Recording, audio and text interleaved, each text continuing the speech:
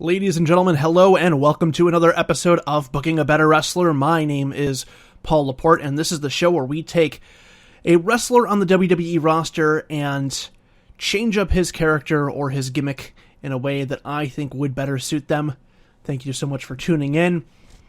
We got a lot of great feedback on the Damian Sandow episode, which was the last one we did. Thank you so much for that. And I really want you guys to keep the feedback coming. So if you have any comments, questions, anything like that, be sure to leave those in the comments. Again, be sure to, if you're listening to it on YouTube, be sure to like and subscribe to the videos. That way you can keep up to date with all of the content we do, which is seemingly at least 4 videos a week. But lately it's been much more because of all the craziness that's been going on with the New Japan signings and whatnot.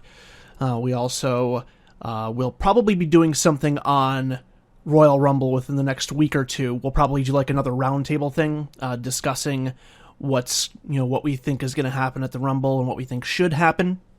Also, if you haven't done so, this week's episodes of Changing the Questions are up, centering around the best independent promotion and the best independent wrestler for 2015. So be sure to check those out. Those were a lot of fun. I got to do those with a couple friends of mine who were independent wrestlers, so it was fun getting their input on something that was kind of in their wheelhouse. All right, let's go ahead and get started with today's episode. Let me just take a sip of water here. Okay, so today's episode is going to be about Dean Ambrose. Okay, now Dean Ambrose is definitely the most high-profile person we've done on this series so far.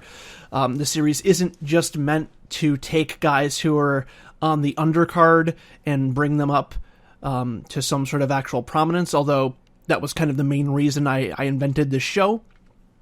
But it can also be used to take people who I think are being wasted or languished in a certain position and describe how I would move them into where I think they should be.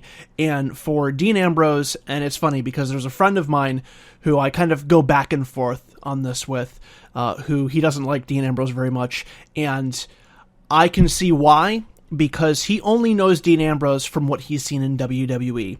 He never saw his work as Jon Moxley on the independent scene. He doesn't know what he's capable of in terms of the really dark promos and the blood and guts of his matches, which we're obviously not going to see again from him. We're not going to see Deathmatch Jon Moxley anytime soon, but I think that there are certain aspects of that Jon Moxley character that are being neglected and not translated over to his WWE main roster character, Dean Ambrose, that I think should be, and I think if they are, he can be somebody who will not only be at the top of the company, but he can be somebody who will carry the company, and here's how I would do it. Okay, we have the Royal Rumble coming up in a couple weeks. Dean Ambrose is set to take on Kevin Owens for the Intercontinental title. We're going to go ahead and have all of that go through as planned. Kevin Owens taking on Dean Ambrose. It's going to be a grueling match, just as we're going to expect from these two. They've had to wrestle each other a lot lately, so I think they've been kind of holding some things back. But this is going to be the opportunity for them to really let everything loose and go crazy. I think they're going to do that. And I think that Dean Ambrose should defend his title successfully against Kevin Owens in a very hard-fought, very grueling match. After successfully defending his Intercontinental title, Dean Ambrose is going to be entered into the Royal Rumble, and he is going to enter the Rumble not long after Roman Reigns does. I don't know if Roman Reigns is going to be first or not, but Dean Ambrose is probably going to go in not more than 5 spots ahead of him. Roman will go in first, and then Ambrose will go in, and the story is going to be that Ambrose is going to save Roman's ass a few times. Roman's going to be pretty close to being eliminated because Roman's the champion. Everybody's kind of gunning for him, and Dean Ambrose pulls him out of the fire a few times, saving his friend. However, as they get towards the end of the Rumble, maybe the last 10 or 5 guys, after doing this so many times, Roman seizes an opportunity, eliminates Ambrose from the Rumble. He is the one that puts Ambrose out. And when he does, when Ambrose hits the floor, he just snaps. Grabs a chair, slides in the ring, and just pummels Roman with it over and over and over again, leaving him for dead, causing him to be eliminated from the Rumble before getting down to the final 4, which will then put the title up for grabs and then lead to a new champion. The next night on Raw, Roman Reigns comes out, he calls out Dean Ambrose, asking him to get out and explain himself and face Roman man to man. Dean Ambrose doesn't do that. He responds with a promo from the back saying that he's not going to do things Roman's way. That, he was Roman's backup for years, his friend for years. He helped him out of tight spots time and time again. But every time the chance came for Dean to step into the spotlight, Roman shut him down and held him back. And that's going to be the story that's going to drive this feud. Dean asks Roman where he was when Owens was ambushing him for the past month. And he says that he still hates Seth Rollins, but at least he respects the fact that Seth just straight up stabbed them in the back and went off on his own instead of just using him over and over again and not giving anything back. Now, as this promo is going on, it's about this point that Dean jumps Roman from the crowd. The promo was pre-taped and is being used as a distraction for Dean Ambrose to ambush Roman. Ambrose beats him down once again, just in time for the dust to settle as his recording is saying the following. Everything you've gained from my help, Roman, I will take from you tenfold.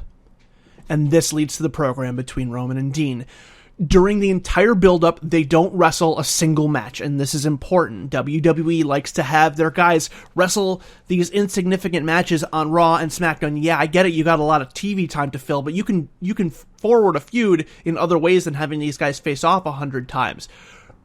Now, every week, Roman's going to come out and challenge him, but Dean Ambrose is just going to ignore him, either by cutting promos in the back, ambushing him when he's not expecting it, and he's going to emphasize the fact that while Roman may be able to beat him in a wrestling match, he cannot beat him in a fight. Dean finally agrees to fight Roman at WrestleMania in a no DQ match for his IC title. These two have a brutal knockdown drag-out war, which Dean wins. And this is going to lead to Dean keeping a stranglehold on the IC title. His character is going to change from the gimmicky, cartoonish lunatic fringe that he is now to something that's really actually dark and sinister. It's just going to be a guy kind of slowly, maybe not so slowly, but slipping into madness. And if you look at the earlier promos he's done prior to getting WWE, and even some of his stuff with the Shield, you'll see that this is going to be very, very easy for him to do. It's right in his wheelhouse. Now, as this is going on, all of these factions are continuing to build and operate in WWE. You have the Wyatt family, you have the League of Nations, the Social Outcast, you have potentially the Bullet Club coming in, or whatever it will be called, or whatever form it shall take. Of all of these groups, Dean is going to be the one who is going to stand alone. He doesn't trust anybody, whether they're heel, whether they're face. If anybody tries to take him into the fold, he's going to rebuff their advances. So if the Authority tries to take him in, he's going to say no, he's not interested. Anybody that tries to court him, he is going to reject. And while this is going on, he is going to become absolutely obsessed with holding on to his IC title. He's almost going to become like Gollum with the One Ring with this thing. He'll be offered chances to wrestle for the WWE title. He'll turn him down. He'll say it's a trinket. It means nothing to him. He's the true champion of the world, and his belt proves it. He wants nothing to do with the World Heavyweight Championship until Roman Reigns wins it back, which will be right around the time that Seth Rollins will make his return. When Seth Rollins returns, he's going to immediately declare his intention to take back his title from Roman Reigns, and Dean Ambrose is going to use this as the perfect opportunity to take out both of his former Shield members with one fell swoop and bring himself into the mix. From here, you're going to have 3 former Shield members feuding via backstage vignettes, promos, interfering in each other's matches. Again, never directly having matches with each other. We're going to save that. This is special. And the story's going to be that these 3 are going to cancel each other out effectively. Dean Ambrose is completely unpredictable. He can hit from out of nowhere, and the only one who can really figure him out is Seth Rollins, because he was the architect of the Shield. He knows Dean better than anybody else. Roman Reigns has the raw power advantage over the two, but if he isn't in a situation where he can just straight up punch something, he gets overwhelmed. And Seth, while being the craftiest and the sneakiest of the group, he can't handle both of these guys at the same time. So there's going to be kind of this rock, paper, scissors thing going on where they all kind of negate each other. And this is going to lead to the main event for SummerSlam being a triple threat match between the three. And this thing is going to be very heavily hyped. There needs to be promo videos, maybe a full half-hour special on the Shield and everything that's led up to this. They need to go all out. This needs to be billed as one of the biggest matches of the year, of recent years, completely altogether.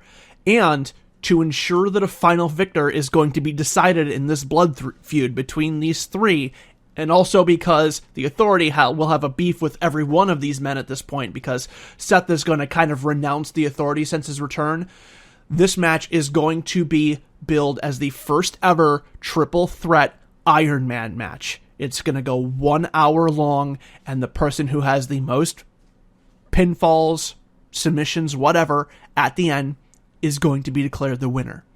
These three are going to get an hour of an hour of SummerSlam, and it's going to be a complete and total war. This needs to be dirty. This needs to be wild.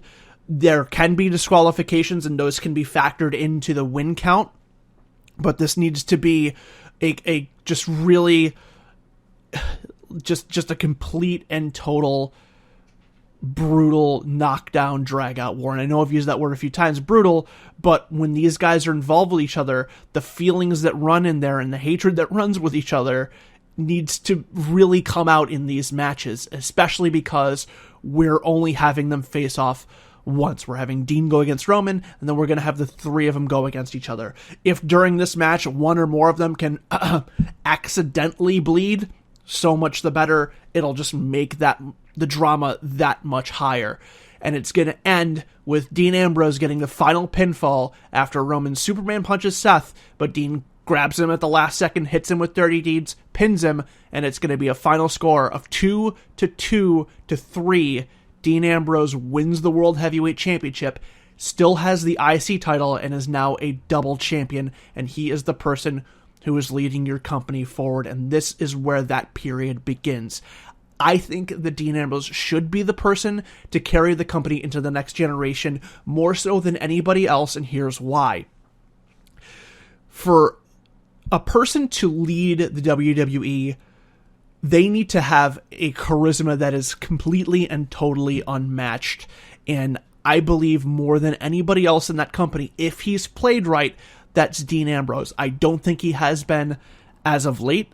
I certainly don't think that they have been playing him to his full potential, and that's not to talk down the other guys. Seth is excellent. He is amazing in the ring, and he's very good on the mic. Roman Reigns is an incredibly striking, dominating presence, but as far as being the face of a company, I just don't know if he has the mic skills, but that's never been his strong suit. So I think with Dean Ambrose being the person who is just this unhinged, deranged character who is always looking over his shoulder, can be played as a face or a heel, because very similar to Steve Austin never really changed characters. He was just a bastard to anybody because he didn't trust anyone. And the only times he ever did trust people was when it got him into trouble. So Dean Ambrose is going to be very similar that way. You can play him both sides. He's respected by the smart crowd. He's loved by the casuals. He's liked by men and by women. Holy shit, especially women. Jesus. And he's the person that people want to get behind. If you've seen those shows before where Dean gets close to that brass ring, people are really behind him. And I think if you gave him a chance to really run with the ball, whether it's as a face or as a heel, I think there would be great interest in it, and I think that this is a great way to get that started.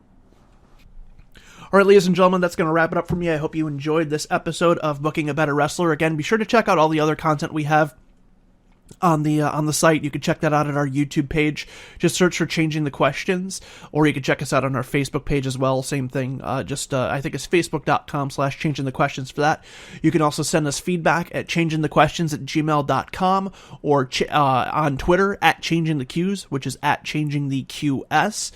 If you are listening to this on YouTube, be sure to like and subscribe. Like I said, it's something that helps us out a lot for sure, just gives us a little bit more exposure. I really like to get to, if we can get to like 50 subscribers by the end of the month, I would be extremely happy. So if you're listening to this, just hit the thumbs up, hit subscribe. If you're listening to this on iTunes, be sure to give us a 5-star review, leave us some nice words. Also keep in mind that if you just started listening to us on iTunes, a lot of our back episodes aren't on there because I have to delete so many as I upload new ones. You can check out all of the content we've ever done at our YouTube page. And that's going to wrap it up. Again, thank you so much for listening, and all of us here at Changing the Questions will see you soon. Actually, one more thing before I go. I did just want to mention that pretty much everybody involved with this show recently purchased tickets to the February 20th NXT Albany show. So if you are in the New York area and you're planning on going to see that show, send us a message. Maybe you can stop by, say hello. We may be planning some sort of after party. I wouldn't mind doing that. I actually like to do that, but that is something that I don't know yet. So, but we'll keep you posted if we do decide to do something, and maybe do like an episode after NXT or something with all the people involved with the show. So if you're going to NXT Albany, hope to see you there. Say hello. And now that will wrap it up, ladies and gentlemen. Again, thank you for listening. See you soon. Bye.